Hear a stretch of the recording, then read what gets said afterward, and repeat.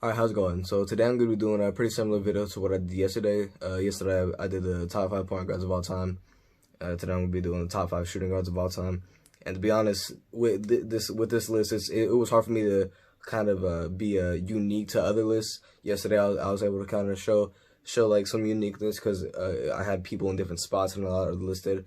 But to be completely honest, when it comes to shooting guards, there's not much like dispute over where all of them rank. It's especially the top three. It's all pretty. Everybody pretty much agrees that like that placement and stuff. So I tried my best, and tried my hardest to take into consideration the statistics and the accolades, and I tried to rank them as best I could. But starting with number 5, I have Clyde Drexler. Now, for this number 5 spot, I consider guys like Reggie Miller, Ray Allen, and George Gervin. And actually, I came really close to putting George Gervin, but in terms of the NBA, Clyde Drexler just had the only way that, or the only place where George Gervin was actually better in was scoring. He outscored Clyde Drexler in his career by about 5 points, but the rest Clyde Drexler had over him: steals per game, assists per game, rebounds per game, and blocks per game. And not even to mention his accolades. I don't know too much about Clyde Drexler. I do know that he's one of the, if not the greatest Portland Trailblazers of all time. Nicknamed Clyde the Glide Drexler, which I'm assuming means he's good at dunking. I don't know. I don't know why, but I always assume that shooting guards are good at dunking because just the best dunkers of all time have been shooting guards, like Michael Jordan, Kobe Bryant, Vince Carter. Vince Carter's a shooting guard, right? Yeah. I just always assume that shooting guards are good dunkers and defenders. But anyway, so starting with Clyde Drexler, he's a 1-time champion, a 10-time All-Star. He averaged 20.4 points per game, 2 steals per game, 5.6 assists per game, and 6.1 rebounds per game. That one championship he won with Hakeem Olajuwon on the Rockets, which I actually didn't know. I thought he played with the Trailblazers his whole career, but he did win that one championship with Hakeem. He played with the Rockets for the last seasons of his career. That's, yeah, number 5, Clyde Drexler. Moving on to number 4, who I was actually surprised that I had him this high. I wasn't 100% sure if he was going to make the cut, but I have Allen Iverson. He's a regular season MVP, 11-time All-Star, 4-time scoring champion. He averaged 26.7 points per game, 2.2 steals per game, 6.2 assists per game, and 3.7 rebounds per game. I actually, well, when I say that I didn't think I was gonna rank him like this high. When I said that I didn't know if I was gonna have him on this list, that's not to say that Allen Iverson wasn't a great shooting guard. Of course he was. I mean, like you don't get on like 3 2K covers without being good. But Allen Iverson's one of the best ball handlers of all time, which really helped in his career. I like practice his like crossover, like just like pull back. I can't do it. I'm terrible ball handler. I have like the ball handling of like Shaquille O'Neal, but worse. Like I'm just bad at basketball all around. But Allen Iverson is a pretty dominant scorer, really good defender too, and a pretty good passer. And of course the ball handling. A lot of people compare him him and Kyrie Irving for who's the better ball handler. In my opinion, it's Kyrie, because I don't know if I just feel like that Allen Iverson crossover is just like a little bit too simple, but it's super effective though. Like especially if you like want to shove the guy, just like cheat a little bit, just like throw him 5 feet over and then you pull back. Anyway, but Allen Iverson at number 4 because of his scoring, and mainly because of his defense too. Not just his scoring, but his defense is a huge reason why I had to put him up here. A lot of these guys are really good defenders and pretty good passers too, and their rebounding is not like elite on an elite level, but all these guys are decent rebounders. But that 2.2 steals per game in a decently long career is definitely something that I had to put him up here for. As I stated in another video, I'm a huge defense guy. Like if I see somebody that's averaging for instance 2.2 steals per game, they automatically have my respect. Like one of my favorite players in the league right now is Rudy Gobert. Like amazing defender, but he blocked the entire NBA season. Like come on. But moving on to number 3, and this is where it gets a little bit like undisputable. This is where everybody like has like these players in the same order, and I like tried my hardest to like maybe like find a reason to put them in other places and just like switch them out with each other, but I just couldn't. But number 3, I have Dwayne Wade. He's a 3-time champion. He's a Finals MVP, 13-time All-Star, 1-time scoring champion. He averaged 22 points per game, 1.5 steals per game, 4.7 rebounds per game, and 5.4 assists per game. Now, Dwayne Wade's actually one of my favorite players of all time. I really don't know why. He just is. I think it's because I like the Heat. I've always liked the players that the Heat have played for. They're not my favorite team. My favorite team will always be the Lakers. But I've always, I don't know why. Like, even this season, like, I love Andre Iguodala and I love Jimmy Butler and people like that.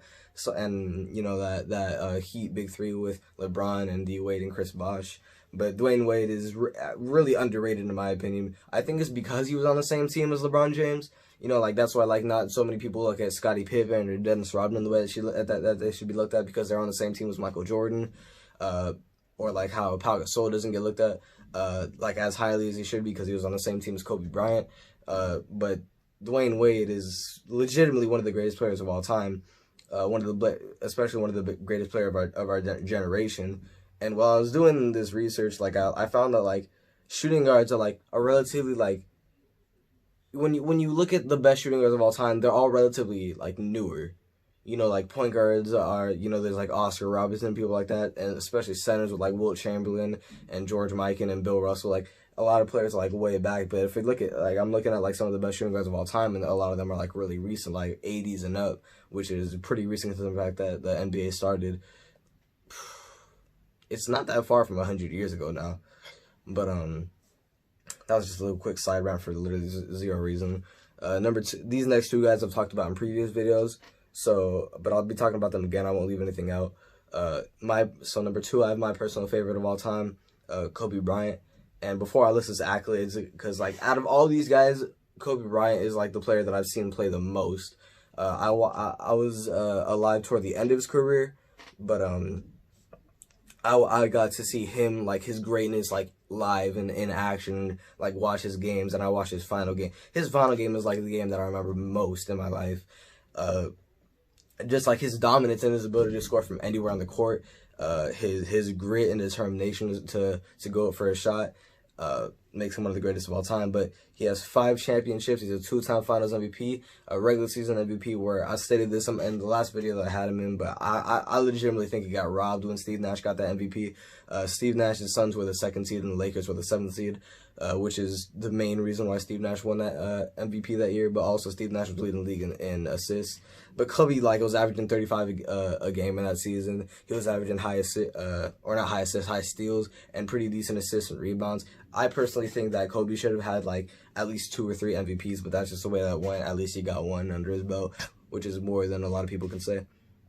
He was an 18-time All-Star, one of the most All-Stars of all time. Is that the most All-Stars of all time? I don't know. I can't remember, but it's definitely one of the most. He's a 2-time scoring champion. He averaged 25 points per game, 1.4 steals, 5.2 rebounds, and 4.7 assists per game.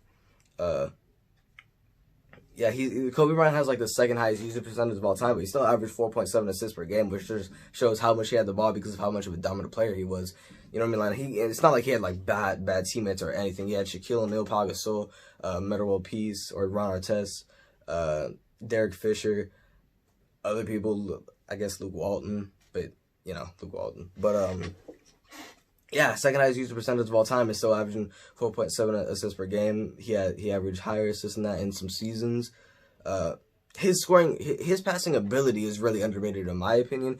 Because a lot of people, like, see Kobe and, you know, they just, like, see a ball hog who didn't want to share the ball, which is kind of true because, you know, the 2nd highest usage percentage of all time, for good reason too. He's one of the best scorers of all time. But if you look at, like, his passing ability, not just his willingness to pass, his passing ability is insane. His court vision is incredible. His ability to, like, thread a pass through multiple defenders to his teammate, like, wide open teammate in the corner, a really underrated aspect of his game in my opinion. But moving on to probably the undisputed greatest shooting guard of all time, and a lot of people think the greatest player of all time, Michael Jordan. 6 for 6 in the finals, 6-time Finals MVP, 10-time scoring champion, 5-time regular season MVP. He won a Defensive Player of the Year. He's a 14-time All-Star. He averaged, throughout his whole career, he averaged 30 points per game. He averaged 2.3 steals per game, 5.3 rebounds per game, and 5.3 assists per game and 6.2 rebounds per game. One of the best scorer on this list, probably the best defender on this list, the best passer on this list, and the best rebounder on this list. Not to mention the fact that he has the most rings on this list, and he has the most MVPs, and the most scoring titles, and the most finals MVPs. All around, just the best shooting guard of all time. One of the greatest defenders of all time, and one of the most dominant scorers of all time, just like Kobe. But like the thing is, the fact that he averaged 30 points per game in a career, it's insanely impressive to average 30 points per game in a season, and he did that throughout his entire career. He has the second most points per game in a season behind Wilt Chamberlain, who, let's be real here, nobody's ever gonna break that Wilt Chamberlain record of 50 points per game. But Michael Jordan is an all-around dominant player. Just like Kobe, he has amazing court vision, and he's a really good defender too, or really good defender and a really good rebounder. So that's my top 5 shooting guards of all time list. What would you guys think about this list? If you enjoyed it, I would really appreciate you considering maybe liking the video and subscribing, maybe checking out some of my other videos. I'm trying to upload as much as I can, so I'm trying to upload daily, and if not every other day. But yeah, if you enjoyed the video, I would appreciate a like and subscribe. Have a great day. Thank you.